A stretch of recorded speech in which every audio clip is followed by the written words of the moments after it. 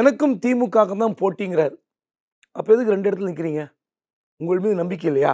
1. 2வது நீங்க ஆட்சிக்கே வரப்போறேங்கிறீங்க. நம்ம தான் ஆட்சிக்கு வர்றது உறுதியாகி விட்டதுங்கிறாரு. நீங்க போய் பெரம்பூர்ல எதுக்கு நிற்கிறீங்கன்னு கேட்டீங்கன்னா, அவங்க கட்சிக்காரங்க சொல்றது. அவரு இன்னும் சொல்லல. அவங்க அதிகாரப்பூர்வம் அல்ல. அங்க தான் வந்து கிறிஸ்துவ வாக்காளர்கள் இருக்கிறார்கள். ஏன் திருச்சி கிழக்கை தேர்ந்தெடுத்தீர்கள்? அங்க தான் கிறிஸ்துவ மற்றும் இஸ்லாமிய வாக்காளர் இருக்கிறார்கள்.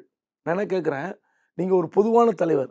உங்களுடைய வாக்கு வங்கி இந்த 2 இடத்துல கூடுதலாக இருக்கிறது, அல்லது கூடுதலாக வரும். அந்த நம்பிக்கையில போய் போட்டியிடுறீங்கன்னா, அது தப்பு அது. நீங்க போய் எங்கேயாவது திருப்பத்தூர்ல, வடஆற்காடு மாவட்டத்தில திருப்பத்தூர்ல, அல்லது நாகையில நாகப்பட்டினம், இல்ல கன்னியாகுமரி விளவங்கோடு ஏதோ ஒரு தொகுதி எடுக்கணும். திமுக இந்த ஊர்ல எதுவுமே செய்யல. இப்படி ஒரு மோசமான தொகுதியை நாங்க வந்து சர்வே பண்ணதுல, நாங்க ரிசர்ச் பண்ணதுல, இப்படிப்பட்ட தொகுதி தமிழ்நாட்டில் இருக்கிறதா பாருங்கள். எந்த வசதியும் இல்லாத ஒரு இந்த குக்கிராமங்கள் அடங்கிய இந்த சட்டமன்ற தொகுதியை நான் தேர்ந்தெடுத்திருக்கிறேன். நான் இங்க நின்னு திமுக சவால் விடுறேன்னு சேலஞ்ச் பண்ணியிருக்கலாம். நீங்க உஷாரா திருச்சி கிழக்குல இவ்வளோ ஓட்ஸ் இருக்கு, பெரம்பலூர்ல இவ்வளோ ஓட்ஸ் இருக்குன்னு போறீங்கல்ல, அதுவே உங்களுடைய வெற்றி வாய்ப்பு என்ன ஏதுன்னு கணக்கு போட்டு போறீங்களே, அதுவே உங்களுக்கு அம்பலப்பட்டு போன ஒரு விஷயம் அது.